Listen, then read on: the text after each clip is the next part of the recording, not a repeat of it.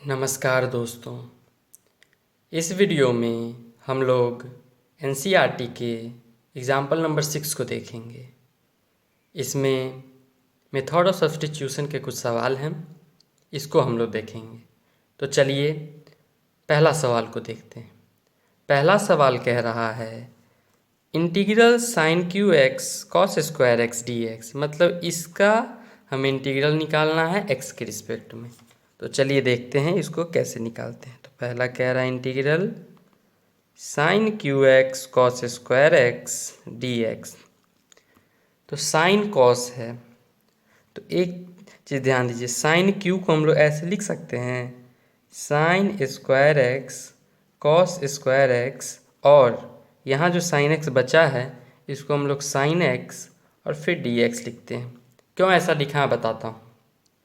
अब एक और स्टेप कीजिए, साइन स्क्वायर एक्स को आप 1 minus cos square x into cos square x sign x d x हम लोग लिखते हैं।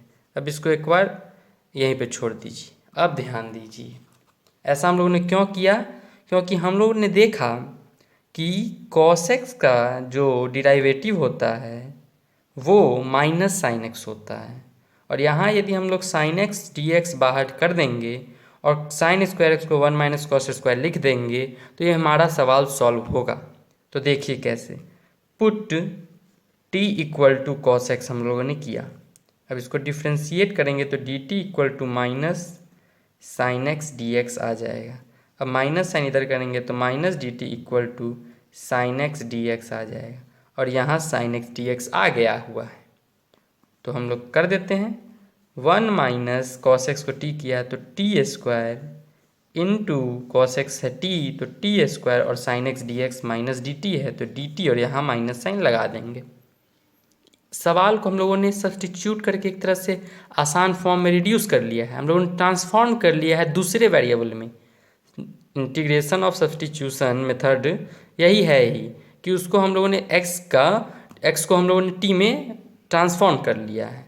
कितना आसान हो गया सवाल। देखिए अब क्या करेंगे, minus T square minus T four D T. अब यहाँ माइनस को अंदर यदि कर देंगे तो ये T four minus T square D T के रूप में बन गया। बन गया कि नहीं बन गया? अब इसको इंटीग्रेट करना जानते हैं? बिल्कुल जानते हैं, कर देते हैं इसको। ये integral x n d x से आ जाएगा, तो t 5/5 minus t cube by 3 plus c. अब हम लोगों ने 4 + 1 इसलिए नहीं लिखे क्योंकि अब हम लोग इतना करना जान चुके हैं कि टी 4 + 1 टी 5 और बाई 5 हो गया, यहाँ 2 + 1 3/3 हो गया। तो अब टी को कॉस कर देंगे, लिख देंगे, तो cos 5x by 5 minus cos cube x by 3 plus c. ये हमारा आंसर हो गया पहला सवाल का। Integral sine cube cos square x d x का आंसर ये हो गया। अब अगले सवाल पे देखते हैं। ये सवाल आप लोग समझ गए, बहुत आसान सवाल है, हमको टी कॉस एक्स पुट कर देना, उसके बाद सवाल ही सॉल्व हो गया। अब इस सवाल में देखिए दूसरा सवाल क्या कह रहा है। दूसरा सवाल कह रहा है integral sine x by sine x plus a d x.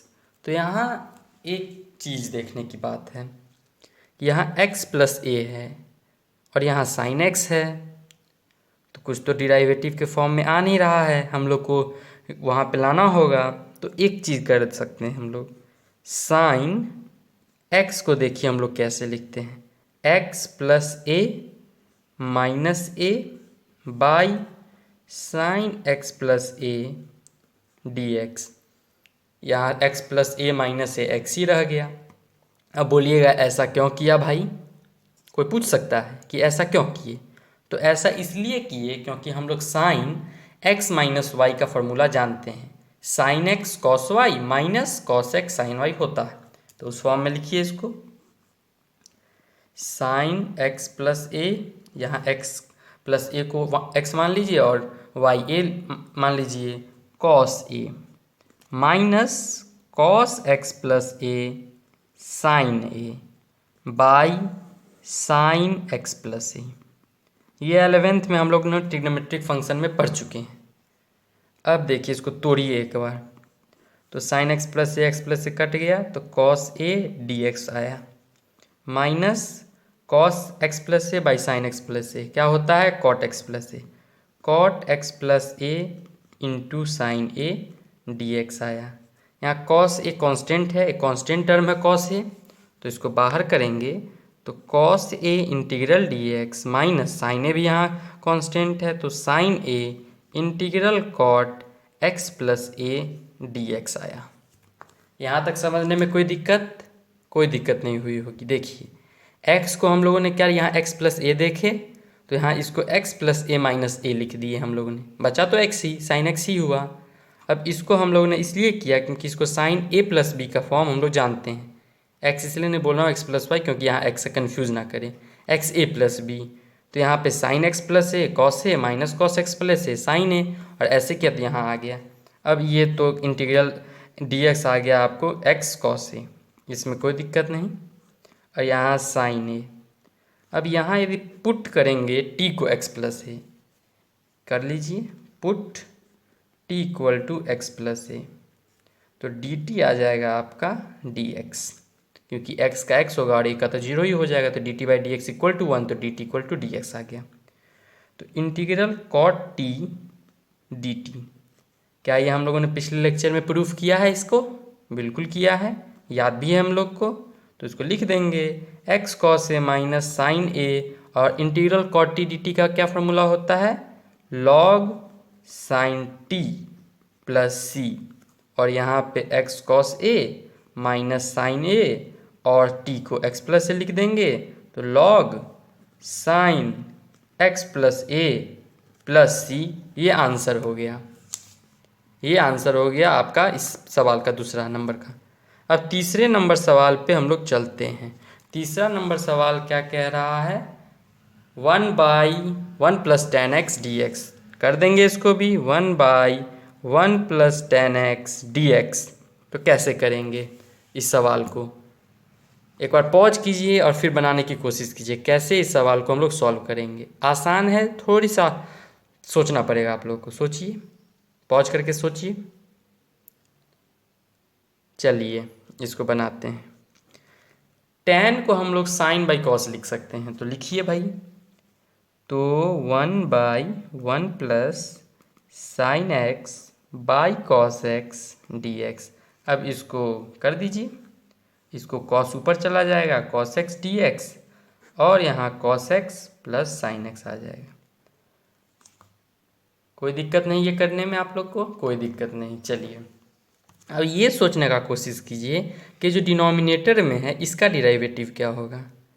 तो मान लीजिए इसको हम लोगों ने टी पुट किया, लेकिन टी पुट करने से पहले तो हम लोग को ऊपर देखना होगा कि क्या है डिराइवेटिव। तो इसका डिराइवेटिव आता है साइन का होता है कॉस, और कॉस एक्स का होता है माइनस साइन एक्स। तो cos x minus sine x इसका डिराइवेटिव है, ऊपर तो सिर्फ कॉस एक्स है, तो एक चालाकी कर दीजिए, यहाँ कॉस एक्स लिख दीजिए और माइनस साइन एक्स लिख दीजिए। ये लेकिन माइनस साइन एक्स किया है तो प्लस साइन एक्स भी करना होगा।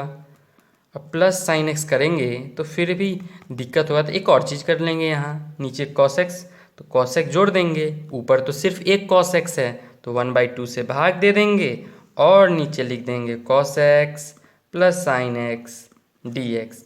इसमें थोड़ा सा आप लोग को दिक्कत होगी, लेकिन मैं समझाता हूँ।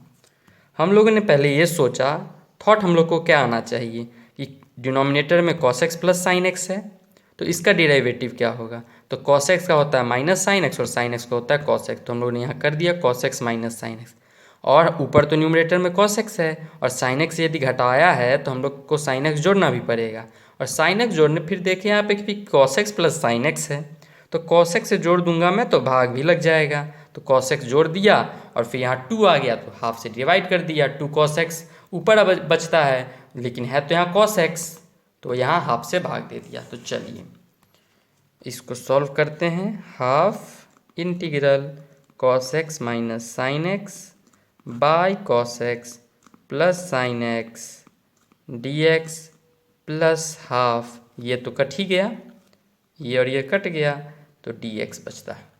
इसको निकाल लेंगे क्योंकि इसका डिराइवेटिव ये है, तो आंसर आ जाएगा log cos x plus sine x, और इसका हाफ x आ जाएगा, तो लिख देते हैं half log cos x plus sine x plus half x plus c. ये आंसर हो गया इस सवाल का।